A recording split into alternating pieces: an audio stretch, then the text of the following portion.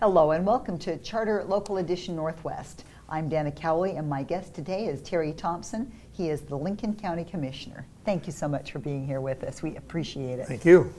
Tell us what you've got going on in the county these days. You've served as a state lawmaker and now your focus is local. Well, actually it's not just local, it's all kinds of issues. I've branched out into such things as tsunamis, and now with the ECLIPSE, this is going to be a new challenge for us. Because Lincoln County is right at point zero where the ECLIPSE is first going to hit the United States. Well, for people who aren't familiar with the ECLIPSE, it's coming on August 21st, and this is the first time we've had a solar eclipse that's going to go across the entire United States since the Great Depression years, I believe. Right, it's been a long time. Yes. And of course, people are going to want to concentrate in that area. In Lincoln County, though, it's not. When we get done with this and look at what's happened, I think we're going to see that we have major transportation problems throughout the state. And we really have it on the coast because we basically have one corridor up and down the coast and then direct routes to the valley, but none of them are adequate to handle the population that we expect to see be on the coast. How many people are you expecting? You tell me what the weather is that day and I'll tell you how many, but some estimates go as high as there may be a million people. I doubt if it'll be that, but I wouldn't be a bit surprised if we see 250,000 people. And so, of course, there isn't enough housing over there, and the transportation system isn't designed to handle that many people. Right now, it's in August, you can wait 100 and 150 cars to get on the roads. Well, we just passed a transportation package in the state of Oregon. Yes, you did. Congratulations. I worked on that when I was in the legislature. Congratulations to you. Yes. Yes. Well, no, I was just one of the supporters of it then and now.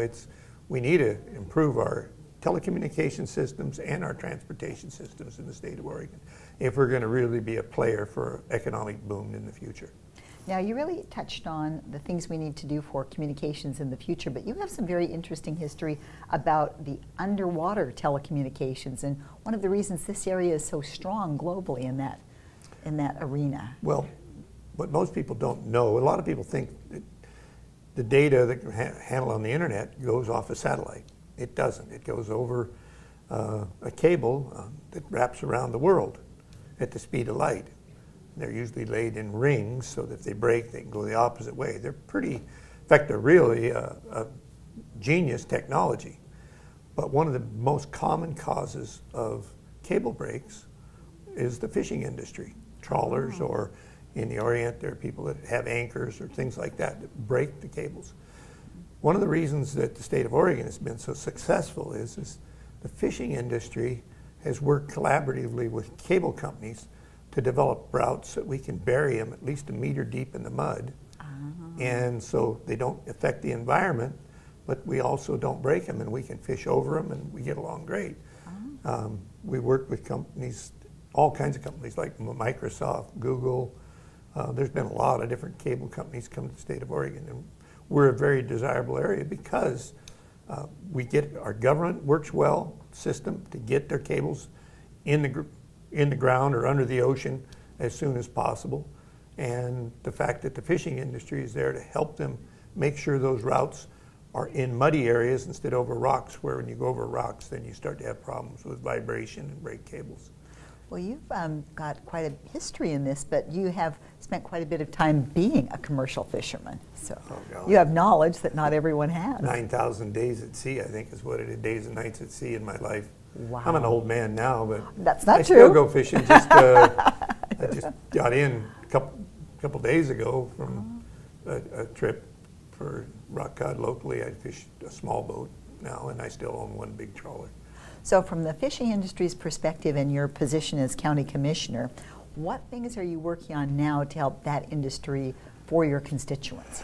Well, one of the things that in my area is important is research science. Whether it's fisheries research, oceanography, all the aspects of the ocean.